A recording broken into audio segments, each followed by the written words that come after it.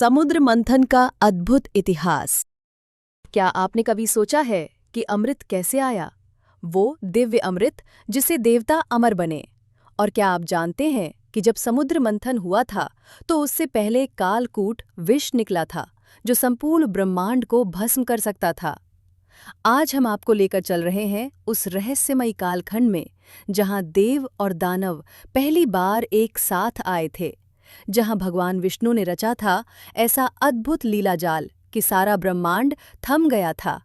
ये केवल एक पौराणिक कथा नहीं, एक चेतावनी भी है कि हर अमृत से पहले विष निकलता है। तो चलिए शुरुआत करते हैं उस महासमर की जिसने भक्ति, शक्ति और बुद्धि की सबसे गहरी परीक्षा ली, समुद्र मंथन की अमर कथा। समय के आदि में जब सृष्टि का प्रारंभ हुआ था, तब न तो पृथ्वी थी, न आकाश, न जीवन, न मृत्यु, न सूर्य था और न ही चंद्रमा। केवल एक विराट जलराशि थी जिसे क्षीर सागर कहते हैं, और उस महासागर में अनंत संभावनाएं समाई हुई थीं। उसी सागर से जन्म लेना था रचना के बीजों को, और वहीं छुपा था वो रहस्य जो ब्रह्मांड के संतुलन को स्थिर रखेगा। कालांतर में यही महासागर बना विश्व के सबसे महान रहस्यों का केंद्र, और इसी से जुड़ी है वो महाकथा जिसे संपूर्ण सृष्टि ने सुना और देवों दानवों ने भोगा। वो कथा जो केवल एक मंथन नहीं थी, बल्कि संपूर्ण जीवन के अच्छे बुरे, विष अमृत, प्रकाश अंधकार और धर्म अधर्म के बीच खींची गई एक रेखा थी। और इस रेखा के दोनों छोर पर खड़े थे वे जिन्हें हम देवता कहते हैं और वे जिन्हें हम असुर कहते हैं। जब असुरों के बल, तप और तेज से इंद्र, वरुण, अग्नि, कुबेर जैसे समस्त देवता पराजित हो गए और स्वर्ग भी असुरों के हाथ चला गया, तो देवगण हताश होकर ब्रह्मा जी के पास पहुंचे और बोले, हे प्रजापति, हम हार चुके हैं, हमारी शक्तियां क्षीण हो चुकी हैं, असुर हमारे लोकों पर अधिकार कर चुके हैं, धर्म खतरे में है। तब ब्रह्मा जी ने गंभीर होकर उत्तर दिया, हे देवगण, अब समय है कि तुम स्वयं भगवान विष्णु की शरण में जाओ, क्योंकि वही हैं जो असंभव को संभव कर सकते हैं। फिर समस्त देवगण पहुंचे वैकुंठ लोक में, जहां श्री हरि विष्णु शेषनाग पर योग निद्रा में लीन थे। देवताओं ने स्तुति की। श्री हरि जागे, मुस्कुराए और बोले, हे देवों, घबराओ मत। एक उपाय है जिससे न केवल तुम्हारी शक्तियां लौटेंगी, बल्कि असुरों को भी वश में किया जा सकेगा। वो उपाय है समुद्र मंथन। क्षीर सागर का मंथन करना होगा, जिससे निकलेंगे 14 रत्न, और उनमें से सबसे महत्वपूर्ण होगा अमृत।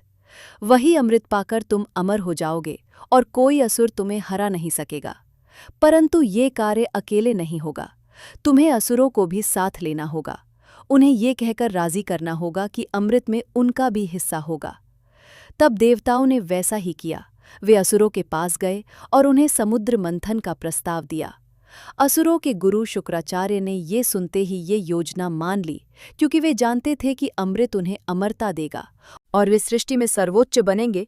इस तरह देव दानव दोनों एकत्र हुए उस कार्य के लिए जिसमें उन्हें मंथन करना था सृष्टि के महासागर को। मंथन की मथनी बनी मंदराचल पर्वत और रस्सी बनी वासुकी नागराज।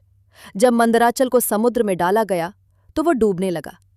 तब भगवान विष्णु ने कूर्म अर्थात कछुए का अवतार लिया और अपने विशाल शरीर पर मंदराचल को स्थिर किया। अब मंथन आरंभ हुआ। असुरों ने वासुकी का मुख पकड़ा और देवताओं ने पूंछ। वासुकी के मुख से निकलती ज्वालाएं असुरों को जलाने लगीं। ये मंथन वर्षों तक चला। उसमें जो घर्षण हुआ वो केवल भौतिक नहीं था, बल्कि आत्मिक भी था। तभी समुद्र से पहला रत्न नहीं, बल्कि भयावह कालकूट विष निकला। वो इतना प्रचंड था कि संपूर्ण ब्रह्मांड जलने लगा। तब सभी देवता भागे कैलाश पर्वत की ओर और भगवान शिव से प्रार्थना की, हे प्रभु, हे महादेव, हमारी रक्षा कीजिए, ये विष संपूर्ण सृष्टि को नष्ट कर देगा। तब शिवजी ने वो विष अपने करकमलों में लिया और बिना सोचे समझे पी गए। पार्वती जी ने शिवजी के कंठ को पकड़ लिया, जिससे विष नीचे न जा सके, और शिवजी हो गए नीलकंठ। फिर शुरू हुआ रत्नों का प्रकट होना।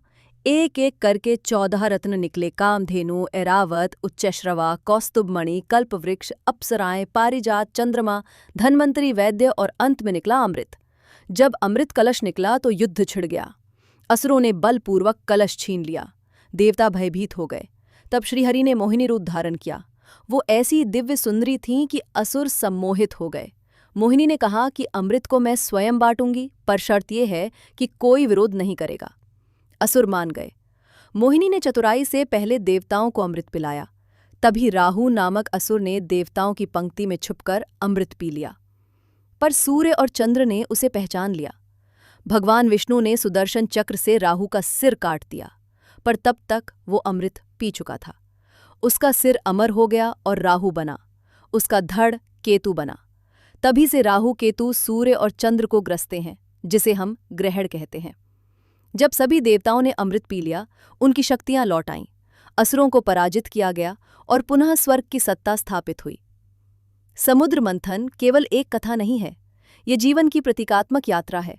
जैसे समुद्र हमारे चित्त का प्रतीक है और मंथन उस तपस्या का जिससे हमें आत्मज्ञान और अमृत मोक्ष की प्राप्ति होती है। इस कथा में छुपा है ये संदेश कि जब हम अपने अंदर के राग, द्वेष, मोह, माया, लोभ और क्रोध का मंथन करते हैं तो सबसे पहले कालकूट विष ही निकलता है।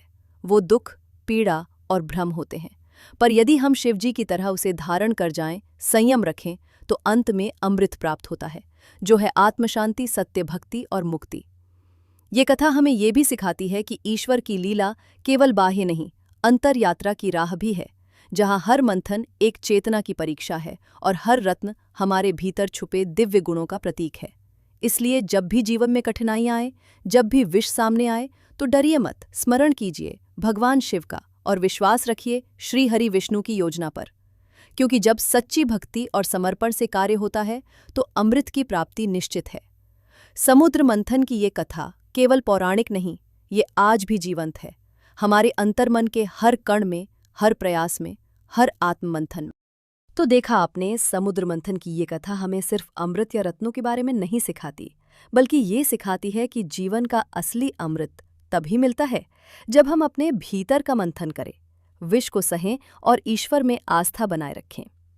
हर संघर्ष में कोई न कोई रत्न छिपा होता है, बस उसे धैर्य, भक्ति और बुद्धि से बाहर लाना होता है। अगर आपको ये कथा ज्ञानवर्धक, रोचक और भावनात्मक लगी हो तो कृपया इसे लाइक, शेयर करके सनातन धर्म को और आगे बढ़ाएं और हमारे चैनल भक्ति धरा कहानियाँ को सब्सक्राइब करना न भूलें। हम फिर मिलेंगे एक और रहस्यमयी, चमत्कारी और प्रेरणादायक भक्ति कथा के साथ। तब तक के लिए जय श्री हरि, जय शिव शंकर, हर हर महादेव।